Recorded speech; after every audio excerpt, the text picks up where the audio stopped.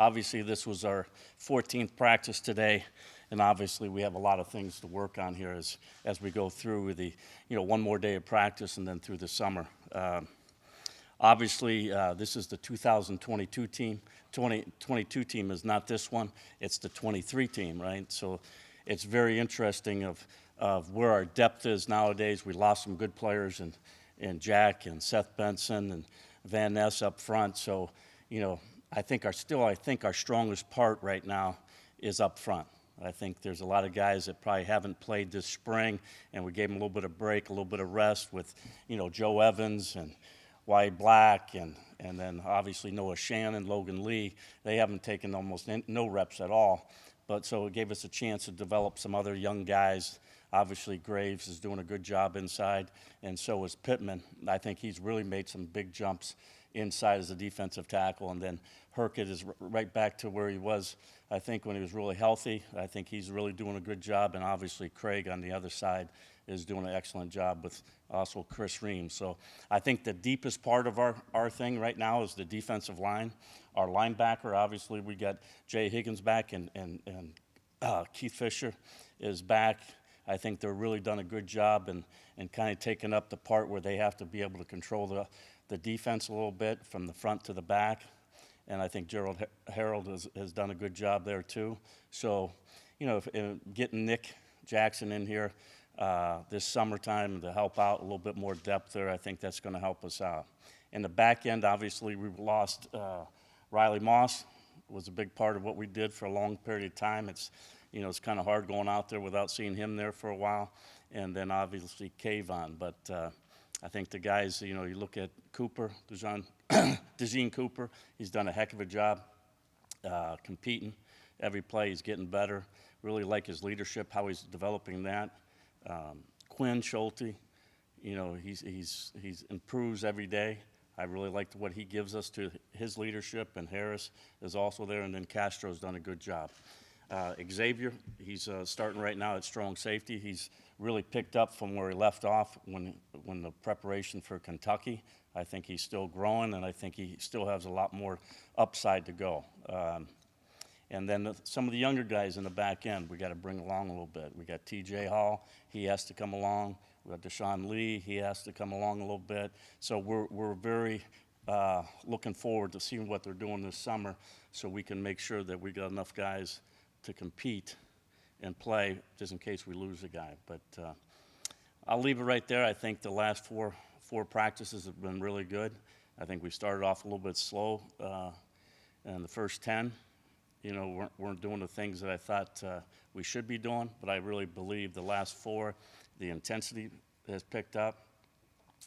I'm not saying we're exact and we're perfect. I'm just saying that the intensity, attention to detail, the communication, the effort, desire to compete, I think that's what you're looking for, and I think they've done that so far, and then we got one more day to finish up. By saying that, I'll just open it up to anybody that has any questions. I wanted to ask you about Jamari Harris. A year away, he was really ascending, I thought, especially in that Kentucky game, the Citrus Bowl game. How has he stepped in, and do you see him as a starter in pencil or a starter in maybe pen right now? Well, he's been practicing, so right now I think he's a guy that you can tell he's a little bit rusty and is not perfect. I thought he had one of his better practices today. It seemed like there was a little bit more focus, and his footwork was better, attention to detail. He's a little bit more focused today. But I think the period of time when you're not playing and you miss as much as he missed, it's hard just to come out there and just jump back in it. And I think I was talking to Quinn just a minute ago, and I just asked him, he's just getting familiar with him being back on the field of some of the adjustments that we do in the back end.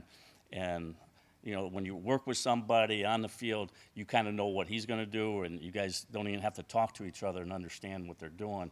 And I think it's just starting to click right now. And too bad we didn't have another 10 more practices here to get him going here for the summer, but I think that he'll catch up on that. Phil, I thought one of Kayvon's underrated traits is his communication on that back end. Xavier's obviously stepping into that role. How have you seen him just grow and kind of ascend in that big communicator role in that back end? Yeah, I think, for him, it's very hard, very quiet, to type of kid walking around, and it doesn't say very much. But I think the more he's around and more comfortable that he's getting reps, the more vocal that he's getting. And the best thing about what I see him doing is his improvement on the field, just movement-wise. You know, he's very tall, big guy, long-legged, and the way he's changing directions and using his feet, he's really improved on that. I'm really excited because I still think he has a lot more to give, and just to have him out there with that experience, to playing in the Kentucky game and coming back and being confident enough to go back there, and him and Quinn both have to make all that communication along with, Castro and also the corners. But I think it's been a really helpful situation for the 3 weeks, before the bowl game, and to him actually playing the game, and excited that, the pick six was kind of maybe a little boost for him a little bit because he dropped everyone in practice. So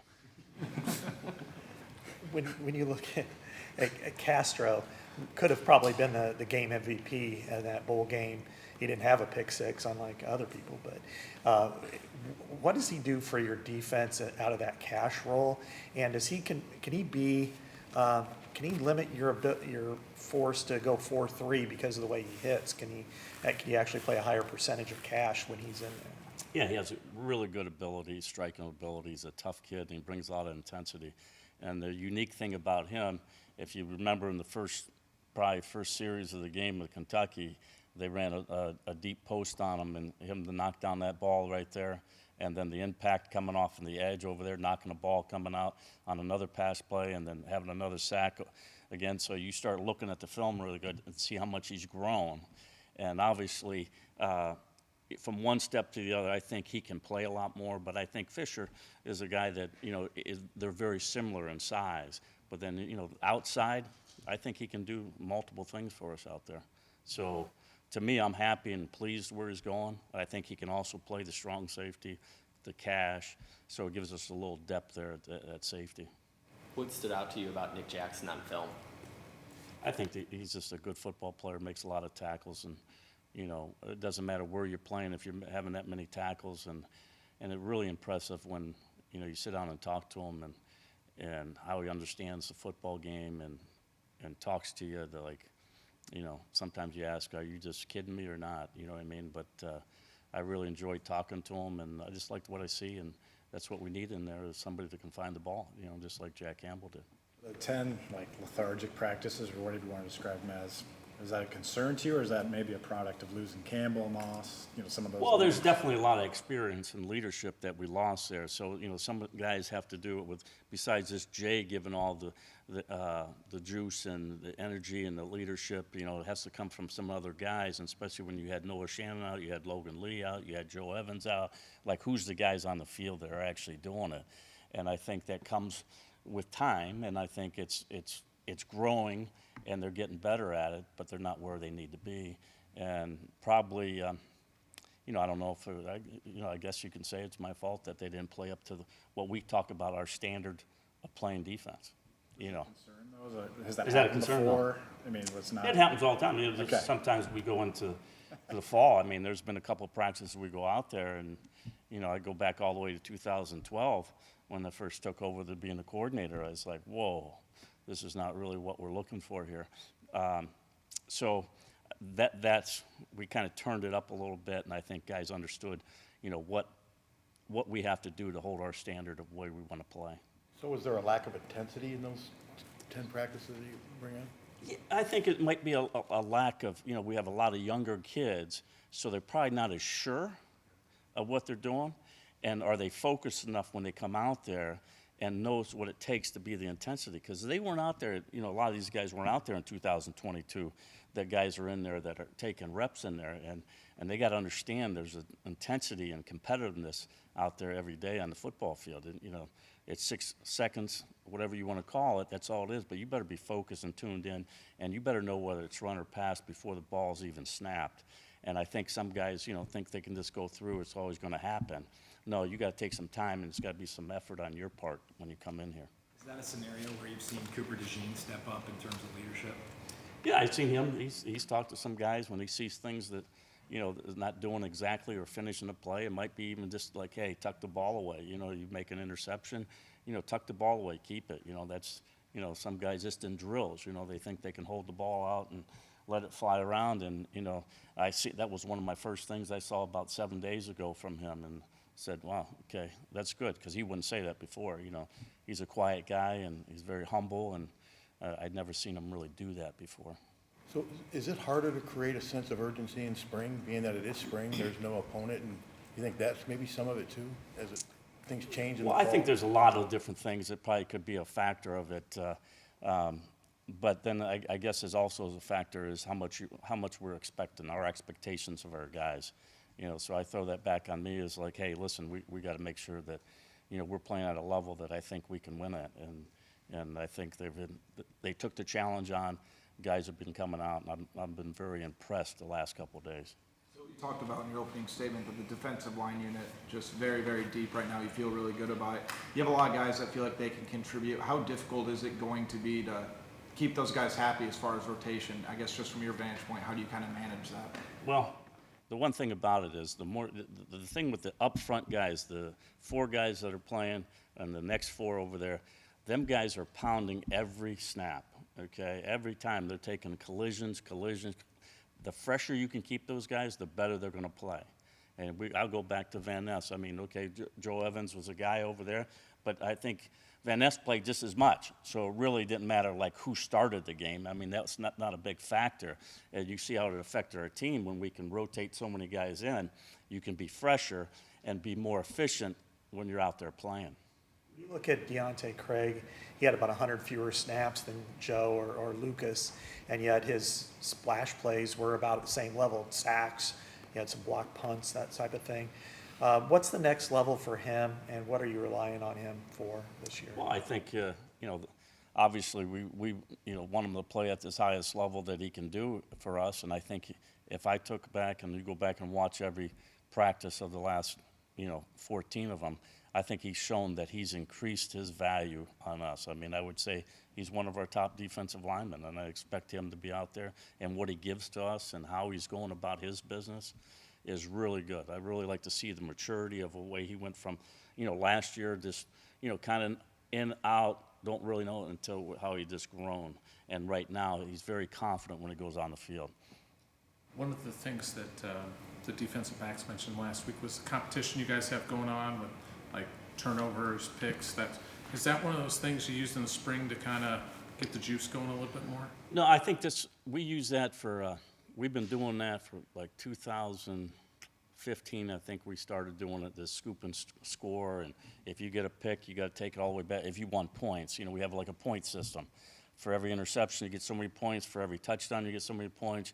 For every scoop ball that's on the ground. Because it happened, one of the Neiman's kids who came over picked up the ball one time when the ball was thrown. We didn't really know if it was incomplete or not. He picked it up, and they said it was incomplete, and then all of a sudden it wasn't. It was a fumble. So we actually got the ball. I don't think it was maybe Iowa State or something like that. They gave us the ball. So we were doing that, and then all of a sudden I think there's one year that we dropped off, and then we could see we went down. We dropped from turnover margin and points being scored, really dropped. And then we kicked it back into this, thing of keeping score again. And, the last 4 or 5 years really increased our turnover ratio of getting to the ball. The ball's an important part of it. If you can get up and take it and either make an interception, go for a touch, or knock it down, or whatever it is, that's important. So I think by emphasizing that, I think it helps us. You guys ended up allowing just 3.99 yards per play last season, which is like historically low in college football. How can that be replicated this year? How far away from that are you? Well, I don't know in that type of if defense? I don't know if we ever think about that right now. All we try to do is say, hey, how can we be the best we can be on every play, And sometimes, the guys on offense are going to make some plays, So I don't know if, that is a high number, a low number, I guess, whatever you want to say. I don't know if we're there yet, but everybody's striving to be, that's their standard, I guess my curiosity was do you think this defense could rise to a similar level as last year? Because it was historically good last year. I think, I think we have potential. You know what they say about potential. You know, we have potential. I think we have a good knit group of guys that like each other, like being around and playing for each other. So, As a follow-up, is it as simple when you're going year to year as sliding guys into their new roles? Because when you have guys like Jack Campbell and Riley Moss leave, do you change little tweaks of your defense based on the personnel? Like, just for example, you're probably more likely to leave Riley Moss in one-on-one coverage than someone else. Do you change that, or do you think there are easy gaps to fill? I think, you know, when you're playing these guys, I think you're trying to make sure that they all can, you know, I don't really like to call a defense that I don't think we can execute. So, to me, it's like, hey, these guys are growing up. They were younger. Now they're getting a little bit older. And just same thing with Riley. If you go back to the Minnesota game, I think when he started, when they were true freshmen or something, I think he gave up a couple big plays in that game, but he also had 2 interceptions in that game. You know, so I think there's a period of growing and understanding maturity. You have to understand as a defensive back that there's going to be times when they're going to execute, you know. And the biggest thing to me is, hey, I just want to make sure that everybody knows what they're doing, communication, understanding what they're supposed to be doing. If you get beat physically, that stuff is going to happen. It happens every day in the NFL. It happens every day in high school. It happens every day in college football. But what I really don't like doing is giving up something on a mental error, you know, and that's my biggest concern of guys, of not going through the process, not understanding what they have to do to make sure that they prepared for that play or whatever it is, whatever their, you know, keys, responsibility, you know, on that play. And that's, but my expectations is anybody I put in the game should be able to do the same thing. Now, was it more confident that I had 2 guys out there? I mean, yeah, you probably have 2 guys that are going to be NFL corners, yeah.